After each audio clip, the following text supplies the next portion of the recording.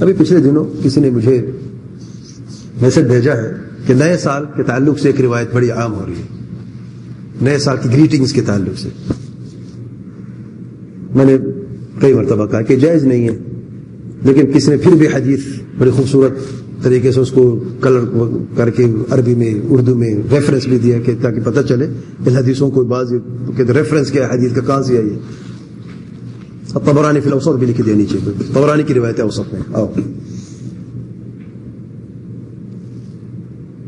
ہمیں تسلی تھی جب یہ حدیث آئی موصول ہوئی، مجھے یقین تھا کہ یہ حدیث جو ہمارے علماء ایسی بات نہیں کرتے. شیخ باز نے کہا جائز نہیں، شیخ صالح حسین کہتے جائز نہیں گریٹنگز سال کی، وہ بغیر علم کے ایسی بات نہیں کرتے. میں ان کے علم سے پچھلے 20 سال سے زیادہ سے واقف ہوں الحمدللہ. میں نے یہ کہنا چاہا، یہ کہہ دوں بھائی ہمارے علماء نے کہہ دیا ہے کہ جائز نہیں وہ کافی ہے. میں نے سمجھا پھر جس نے بھیجا ہے علم میں اضافہ ہو جائے گا. آئی ڈھونڈ تو ذرا حدیث کو ڈھونڈ لیتا ہوں. حدیث کو ڈھونڈا اور دیکھا کہ ضعیف حدیث ہے. ابن حجر ہیثمی نے کہا ضعیف ہے، ابن معین نے کہا ضعیف ہے، علامہ البانی سلسلہ ضعیفہ میں اس کا ذکر کرتے ہیں ضعیف ہے ضعیف ہے ضعیف ہے. بلکہ راوی جس پر کلام ہے اس کا بھی بتایا کہ کس کس نے کہا یہ ضعیف ہے. عجب بات یہ کہ پھر بھی ویسے جا رہے ہیں. کیا چاہتے ہیں؟ آپ کو بتا دیا ضعیف ہے، کہتے جی ضعیف ہو گیا ضعیف ٹھیک ہے، لیکن گریٹنگ میں تو کوئی مسئلہ نہیں پڑتا. یہ فضائل میں تو چل جاتے ضعیف حدیث.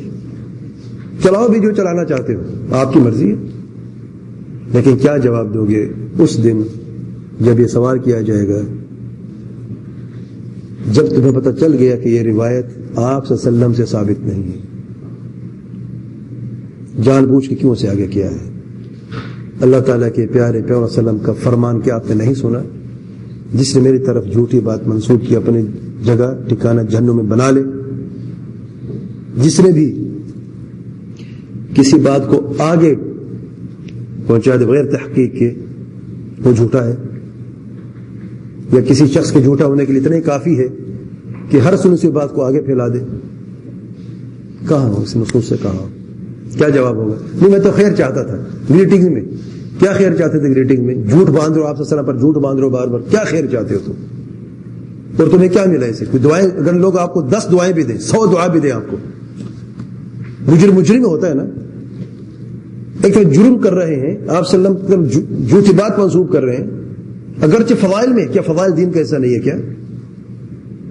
تو پھر فضائل میں اگر حدیث کا ہونا لازمی نہیں تو پھر ہر بندہ اپنی بات کرے. پھر کیوں فقہ کے ابواب میں ابتدائی فضیلت سے ہوتی ہے اور پھر حدیث کیوں پیش کرتے ہو؟